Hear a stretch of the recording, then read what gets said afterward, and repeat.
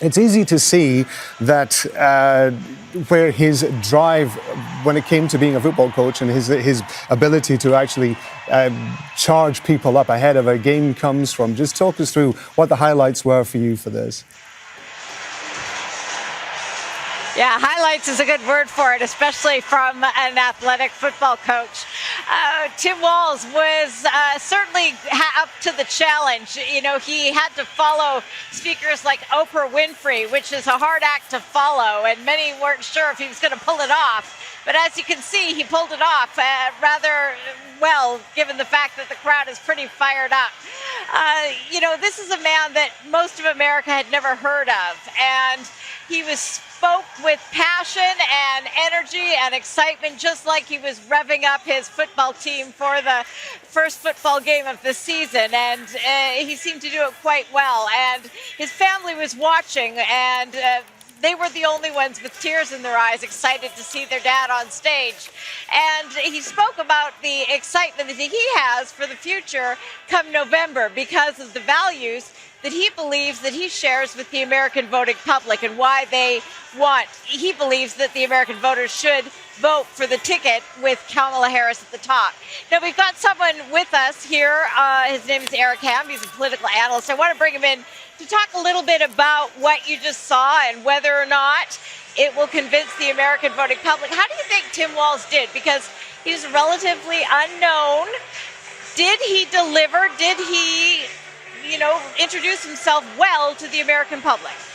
Speaking using his analogy of football as a former football coach and talking about a playbook, he took the playbook and he ran every single play in that playbook. He hit every note tonight. And of course, as you were saying, you were wondering how would he do on such a big stage. We're talking about a governor of Minnesota who many saw as a dark horse in this running mate's race. And as you mentioned, having to speak after luminaries like Oprah Winfrey, I think he certainly brought it home. In fact, I thought he did so well tonight that all of the pressure is now going to be on Kamala Harris to deliver what we saw again tonight.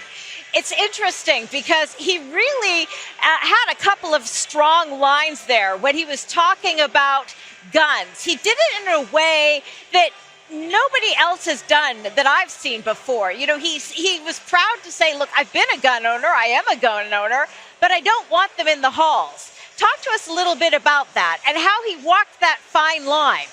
If you go back over 30 years, probably the last Democrat who could actually speak to rural and Midwestern America was perhaps Bill Clinton. Bill Clinton was always seen as the explainer-in-chief. And he actually mentioned that last night during his address. And so I think what you're seeing now for the first time since Bill Clinton is someone who could speak to those key audiences. Democrats have struggled connecting with rural America, with regular people. And I think Tim Walz comes across as authentic and as real as it gets. And I think that's why many look at this choice that Kamala Harris made as perhaps her best choice for her running mate.